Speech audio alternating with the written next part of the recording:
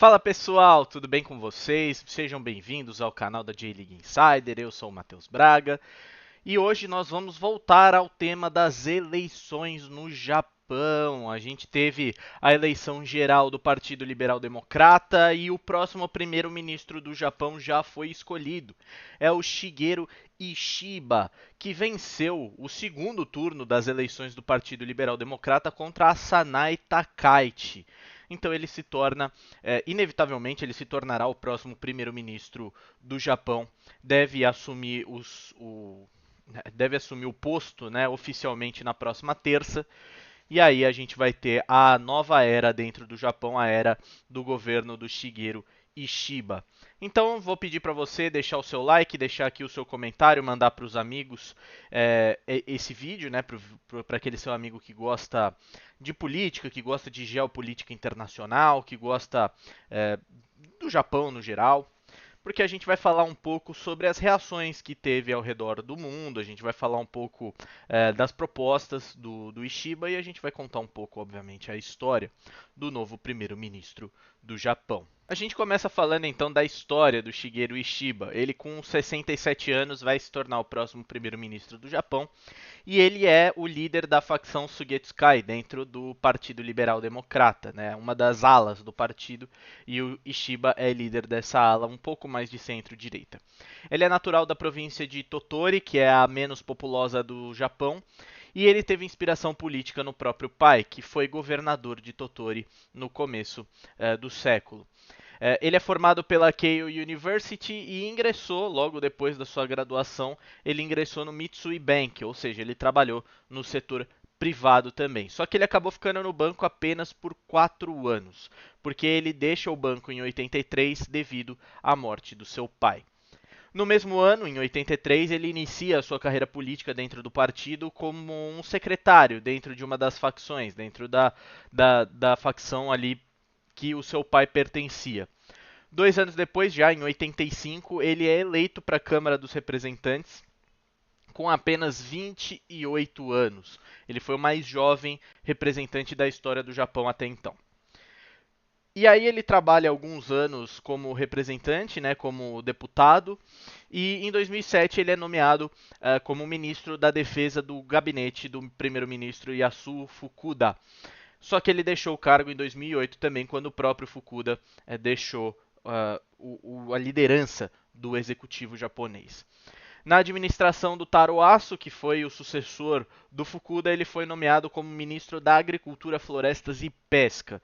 São dois assuntos que ele entende muito bem, é claro. A gente destaca a parte militar. Ele é a gente chama de otaku militar, ele manja muito de estratégias militares, ele manja muito de equipamento, essa é a área de expertise dele. Mas ele foi esse ministro da Agricultura, Florestas e Pesca no governo do Taro Aso. Em 2012, ele perde a eleição para a liderança do PLD e ele perde para o Shinzo Abe. E aí ele é nomeado como secretário-geral do Partido Liberal Democrata. Já em 2014, ele foi nomeado como ministro para superar o declínio da população e vitalizar a economia local. Só que ele acabou recusando essa oferta. O primeiro-ministro na época ainda era o Shinzo Abe. O Ishida ele é conhecido, né, como a gente falou, por se interessar por assuntos militares, tendo expertise em sistema de armas, questões jurídicas de defesa, e ele afirmou diversas vezes que o Japão precisa possuir um grupo equivalente aos fuzileiros navais do exército dos Estados Unidos para defender as milhares de ilhas que formam o Japão. A gente lembra, o Japão não são só as 4 ilhas principais e Okinawa, são milhares de ilhas espalhadas ali pelo Pacífico.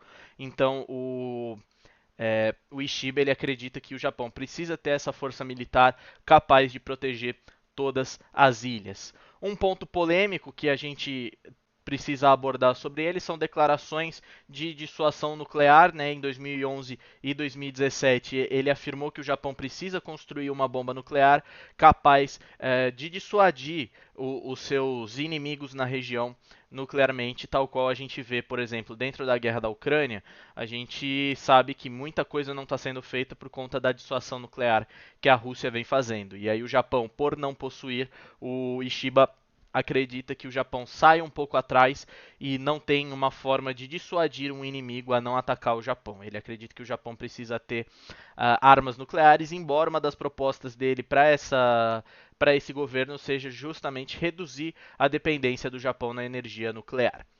Em 2013, e a gente ficou sabendo que ele voltou atrás disso, né? Ele já não pensa dessa maneira.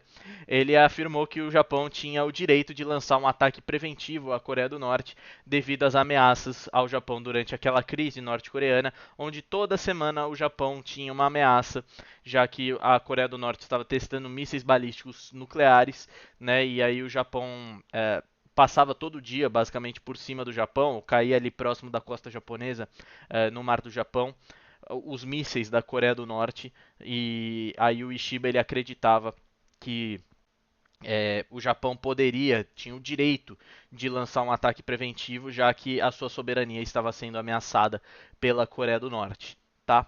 Então essa é a história do Ishiba, o próximo primeiro-ministro do Japão, e a gente vai falar um pouquinho sobre como foi essa eleição para a liderança do Partido Liberal Democrata.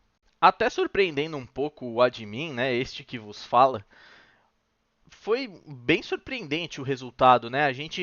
Se você voltar no último vídeo que a gente fez sobre as eleições no Japão, a gente falou um pouco das pesquisas, como que estava rolando, e a gente falava que o Koizumi, né, o Shinjiro Koizumi, tinha 29% das intenções de voto, o Ishiba tinha 25% e a Sanai Takaichi tinha 13%, enquanto o resto ficava com os outros 6 candidatos. E aí hoje a gente acorda e vai pesquisar sobre as notícias e a gente vê que no primeiro turno a vitória foi da Sanai Takaichi. Ela teve quase 100 votos no primeiro turno, uma votação muito expressiva, e o Ishiba acabou ficando com a segunda colocação, o Koizumi acabou sendo o terceiro colocado. A gente não sabe o que gerou essa mudança, se foi um erro da própria pesquisa em captar a intenção de voto da Sanai Takaichi, ou se foi algo que o Koizumi acabou colocando dentre as suas propostas, que fizeram com que ele perdesse apoio. A gente não sabe o que aconteceu para esse resultado que a gente não estava esperando, né? Um resultado até inesperado, que joga o segundo turno entre o Ishiba e a Takaichi. E aí a estratégia do Ishiba é mais ou menos o que a gente vê em algumas democracias ao redor do mundo, né? Democracias que elegem os seus presidentes ou que elegem alguns outros representantes, foi tentar sair do radicalismo, né? A gente falou um pouco da Takaichi, que ela é uma direitista radical, que ela se opõe, por exemplo, a casamento homoafetivo, que ela se opõe a a sucessão feminina da família imperial, que ela se opõe à legislação da manutenção de sobrenomes após o casamento. Ela é uma conservadora, ela é uma grande conservadora, uma grande nacionalista, uma política anti-China. Você que viu o último vídeo sobre as eleições, você vai se lembrar disso.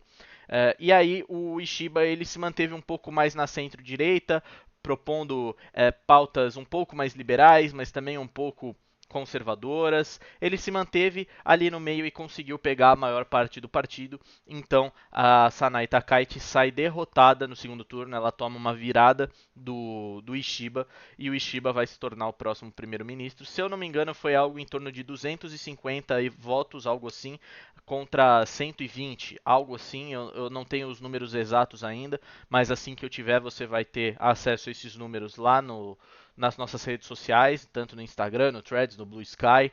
Você vai ter acesso a esses números quando a gente achar, mas em torno de 250 contra 120 votos. Então, tudo isso faz com que o Shigeru Ishiba seja o próximo primeiro-ministro do Japão. E você bem lembra, propostas dele: revisitar a Constituição e fazer algumas emendas que possam revitalizar o setor militar, criação de um grupo de defesa ali do Extremo Oriente, da Ásia, o que ele chama de OTAN asiática. Ele quer equalizar a participação japonesa na aliança com os Estados Unidos, ele quer que Tóquio comece a se impor mais sobre os desejos de Washington. Ele afirma que, inclusive, o Japão não é um país independente, é como se fosse um país submisso aos Estados Unidos, e ele não quer que seja mais assim, que o Japão jogue de igual para igual com os Estados Unidos. Ele quer acabar com a deflação, e a gente falou como a deflação é um problema também dentro do Japão, assim como a inflação alta a deflação também é um problema econômico, né?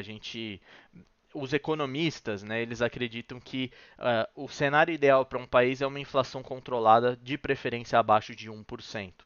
Então, o Japão vem de um caso de deflação e começa a tentar aquecer a sua economia. O Ishiba quer criar pacotes para que a economia continue aquecida e se aqueça ainda mais, para que o Japão consiga acabar com o problema da deflação. Ele também quer, obviamente, revitalizar o setor agrário do Japão, ele quer fazer algumas reformas dentro desse sentido mais rural, e ele também quer investir, né, aumentar o subsídio, aumentar a participação governamental em áreas que estão crescendo, áreas que estão demonstrando um grande progresso econômico dentro do Japão. Além disso, outras pautas, como por exemplo, ele é a favor da lei da manutenção dos sobrenomes, né? Então, você bem sabe que lá no Japão, quando a mulher se casa, ela geralmente adota, né? Na maioria dos casos, em 99% dos casos, ela adota o sobrenome da família do marido, né? Como se ela deixasse o seu sobrenome para trás. Então, uma pessoa, como por exemplo, o Matheus Braga se casa com vamos supor, com a Miko Nakano. Sim, a minha personagem favorita. O Matheus Braga se casa com a Miko Nakano. Então a Miko não é mais Nakano, ela é Miko Braga, basicamente. Explicando por cima. E essa nova legislação, que é proposta também e apoiada pelo Shigeru Ishiba, faz com que a esposa possa manter o seu sobrenome e optar se ela quer ser, por exemplo, Miko Nakano Braga ou se ela quer ser só Miko Nakano. Então eu espero que esse exemplo bem esdrúxulo possa ter explicado para vocês um pouco dessa proposta que o Ishiba defende. Além disso, ele também quer, como a gente pode dizer, ele quer reformar o Partido Liberal Democrata, dando mais poder à militância do partido, mas a gente ainda não sabe como isso vai acontecer. Ele também, de acordo com especialistas da NHK, promete dissolver a dieta atual e convocar as eleições que estavam planejadas para o ano que vem. Ele quer antecipar, né? A gente falou um pouquinho das eleições, que todos os candidatos do PLD planejavam dissolver a dieta assim que possível, e isso confirmaria a atuação dele como primeiro-ministro. Então, ele também confirma que deve dissolver a dieta assim que possível, e a gente vai ter as eleições gerais no Japão para eleger basicamente 446 novos representantes, tanto da Câmara Alta quanto da Câmara Baixa, tá bom? Então, algumas das propostas do Shigeru Ishiba, que se torna o novo primeiro-ministro do Japão. Vamos falar então um pouco de como foi a repercussão internacional, né? Por conta de algumas propostas dele, a gente pode ter é, alguma aproximação, algum afastamento de alguma potência militar global ou de alguma potência regional. A gente vai ver um pouco como foram as reações de alguns governos do mundo para a eleição do Shigeru Ishiba. Bom, pessoal, algumas lideranças já ao redor do mundo já se manifestaram sobre a eleição do Shigeru Ishiba como próximo primeiro-ministro do Japão. Uma delas foi Pequim, né, o Partido Comunista Chinês, o presidente Xi Jinping, que emite nota e afirma felicitar o Shigeru Ishiba pela eleição na liderança do Partido Liberal Democrata e como próximo primeiro-ministro do Japão. Ele espera que o Ishiba possa trabalhar em conjunto com a China para desenvolver o futuro do Extremo Oriente, para desenvolver uma Ásia mais segura e mais pacífica. Obviamente, aquela nota que a gente sempre olha e vê com um pouco de ceticismo, né? Já que, obviamente, não vai sair uma nota dizendo que vai trabalhar contra o primeiro-ministro japonês, que é guerra. Ninguém vai ver uma nota dessa maneira. Então, embora a China seja uma grande preocupação do Ishiba, o governo de Pequim já admite que vai tentar trabalhar com o novo primeiro-ministro do Japão. Outro governo que deve trabalhar em conjunto é Seul, da Coreia do Sul, né, que já emitiu uma nota similar, felicitando o Ishiba pela eleição e também esperando trabalhar para um futuro mais seguro dentro da Ásia e resolver todas as questões pendentes entre Japão e Coreia do Sul. A gente sabe que todas as questões pendentes relacionadas à Segunda Guerra estavam sendo tratadas pelos primeiros ministros anteriores, seja o Shinzo Abe, seja o Fumio Kishida, agora o Ishiba também vai herdar abordar essa negociação junto com a Coreia do Sul. Então, o Ishiba ele vai ter sim essa missão de trazer Seul cada vez mais para o lado de Tóquio, né, de trabalhar em conjunto com a Coreia do Sul, já que são os dois principais antagonistas da China e da Coreia do Norte dentro do Extremo Oriente e dois dos principais aliados americanos na região, além, é claro, da Austrália. A tal da OTAN asiática, inclusive, é fundamental para que haja esse balanço de poder também dentro do Extremo Oriente. E o Ishiba acredita que a Coreia do Sul é fundamental dentro dessa aliança, então ele vai trabalhar sim para resolver todas as questões pendentes entre Japão e Coreia do Sul e para trazer cada vez mais próximo do governo de Tóquio o governo sul-coreano também. Dois dos principais players que já se manifestaram foram esses dois. Outros, como o governo americano, devem se manifestar em breve, né? A gente sabe da diferença de fuso horário. Então a gente vai aguardando aí as manifestações dos próximos governos. Vale lembrar também, né, uma coisa que é muito importante a gente declarar é que o Japão e os Estados Unidos se mantiveram afastados desde a eleição do Joe Biden, né, em 2020. O Trump e o Shinzo Abe eram muito próximos, a gente sabe que os dois eram inclusive amigos e que o Shinzo Abe gostava muito do Trump, o Trump gostava muito do Shinzo Abe, e com a possível volta do Trump, o Japão já está preparado, inclusive, para tentar revisitar essa parceria, obviamente, agora com o Ishiba, mas utilizando da memória do falecido Shinzo Abe para tentar negociar com o próximo presidente dos Estados Unidos. O Donald Trump, obviamente, talvez seja mais próximo do Japão do que a Kamala Harris provavelmente seria. Então o Japão fica de olho também no próximo presidente dos Estados Unidos para, inclusive, negociar como o Ishiba promete uma equalização da aliança militar entre Japão e Estados Unidos. Inclusive, muitos analistas políticos do Japão que já mostravam que o Ishiba parecia ser o mais preparado, apontavam que o Trump seria perfeito para as intenções do Ishiba, né? Principalmente por essa parte militar, onde os Estados Unidos do Trump era um pouco mais fechado e não tão próximo de outros países, de envolvimento em outros problemas, em problemas globais. Então eles acreditam que uma volta do Trump obviamente facilitaria as intenções do Ishiba de tornar o Japão cada vez mais independente dos Estados Unidos e cada vez mais poderoso, né, dentro do cenário geopolítico ali do Extremo Oriente. Então, certamente, os japoneses ficam de olho na eleição americana e, de alguma forma, devem torcer para o Donald Trump, né, pelo menos aqueles que apoiam o Ishiba e apoiam essa equalização da aliança militar. Tá?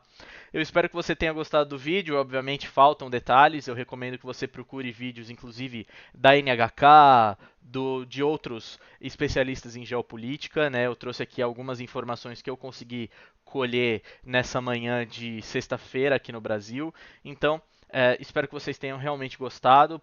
Então, o próximo primeiro-ministro, Shigeru Ishiba, deve assumir já na terça-feira, deve montar a sua dieta e deve conversar, inclusive, com o parlamento sobre a dissolução das duas casas legislativas e também das suas políticas para os próximos 3 anos ou pelo período que ele ficar como primeiro-ministro do Japão. Tá bom? Vou ficando por aqui. Não esquece de deixar o seu like, deixar o seu comentário e ativar o sininho para não perder nada do que a gente vai postar por aqui. Vou ficando por aqui. Muito obrigado. Até a próxima e um bom fim de semana para todo mundo.